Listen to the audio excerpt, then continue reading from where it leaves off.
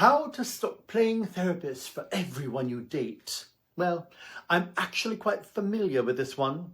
The noble yet utterly exhausting role of therapist to romantic partners who mysteriously have never once considered processing their own emotions before stumbling into your life. Are you guilty of pondering these?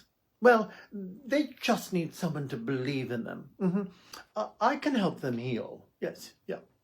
They're not emotionally unavailable. They've just never had real love before.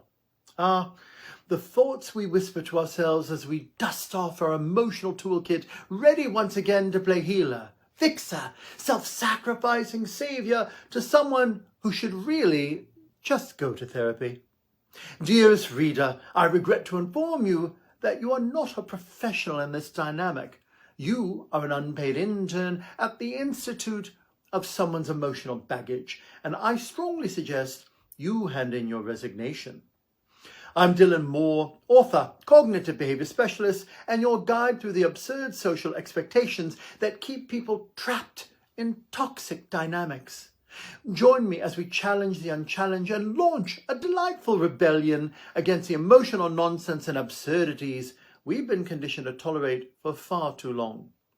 In this discourse, let's dismantle limiting beliefs and expose the attempts of small-minded individuals who insist on gaslighting others into self-doubt and call out the ludicrous psychological gymnastics that keep people lost in a labyrinth of self-imposed chaos.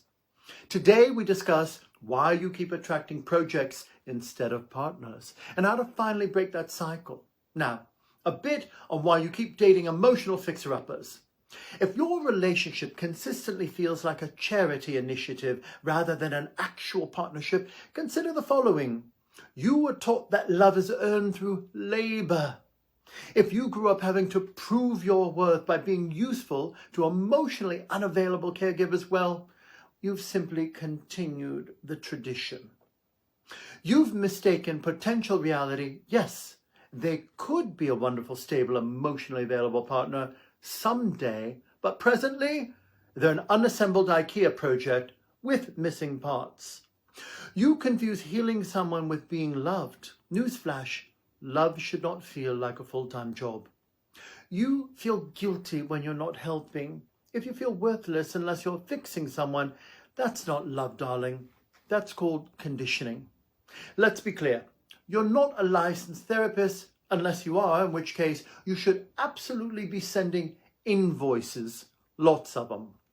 Now, a bit about the hidden costs of dating projects. Please ask yourself this.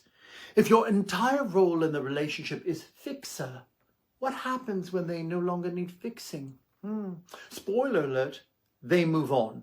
Often to someone who gets to enjoy the healed version of who they are. If you keep choosing people who need saving, who's saving you? Exactly. If they had no intention of doing the work, what was all that emotional labor for? A deeply existential question indeed. Here's the truth. When you make your love contingent upon someone's potential, you're dating a future version of them that may never exist. Now, how to break the cycle and choose an actual partner. Recognize that love isn't a service you provide. You are not an emotional support human. Date people for who they are, not for who they could be. Fall in love with the present, not the hypothetical. Understand that a healthy relationship won't require you to overfunction. If it feels like a full-time job, it's not love. It's an unpaid emotional labor. Remind yourself that the right partner won't need fixing. They'll meet you at your level, not drag you down to theirs. And now, a rather scandalous truth.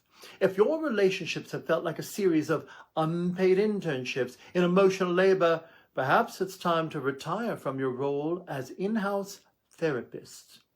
You deserve a love that gives as much as it takes, one that doesn't require you to forfeit your own needs just to keep the other person afloat.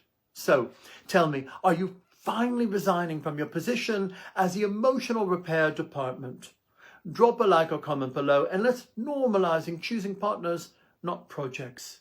Together we rise, together we thrive. Let's rise fierce into a new life of personal power and freedom.